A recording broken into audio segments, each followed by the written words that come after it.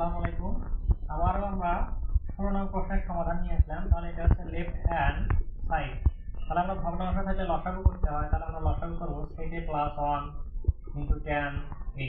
তাহলে এই sec একই রকম, এটা বাদ দেব tan আর এই tan। তাহলে আমাদের বাদ দিতে হবে এইটা আর এইটা। তাহলে এখানে tan এই tan, তাহলে tan হচ্ছে tan স্কয়ার a মাইনাস, এখন এই tan এবং এই tan যদি বাদ দিই আমরা, এখানে একটা sec এখানে একটা sec, দুটো একটা প্লাস একটা মাইনাস।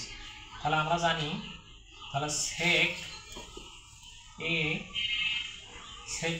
+ 1 এটাকে লিখবো একবার, আর একটা লিখবো sec a - 1 এটাকে লিখবো একবার, যেহেতু দুটো আলাদাই লিখবো। তাহলে tan স্কয়ার আছে, tan square a minus sec গুণ করবো, তাহলে লিখবো হচ্ছে sec square a minus plus মাইনাসে মাইনাস। এখন 1 আর 1 যদি গুণ করি তাহলে 1ই হয়, নিচে যা ছিল আমরা তাই লিখবো sec a + 1, এখানে আছে tan a। তারপর আমরা কি করব, tan স্কয়ার আছে, tan square a minus sec square - 1 এর সূত্র। তাহলে সূত্র এখানে আমি লিখব যে sec স্কয়ার a সমান, তাহলে sec স্কয়ার a - 1 সমান tan স্কয়ার a। এটা হচ্ছে সূত্র, এটা মুখস্থ রাখতে হবে।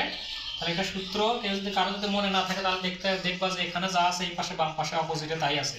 তাহলে এখানে tan স্কয়ার a, তাহলে সূত্রটা মনে রাখতে হবে।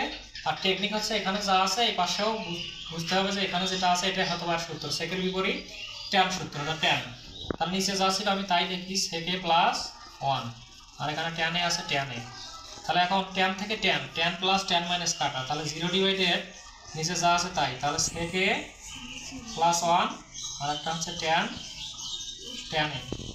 এখন কি করব, 0 দিয়ে কোনো সংখ্যা যদি আমরা ভাগ করি তাহলে 0 হয়, তাহলে রাইট হ্যান্ড সাইড হচ্ছে 0, তাহলে বাম পক্ষ সমান ডান পক্ষ প্রমাণিত।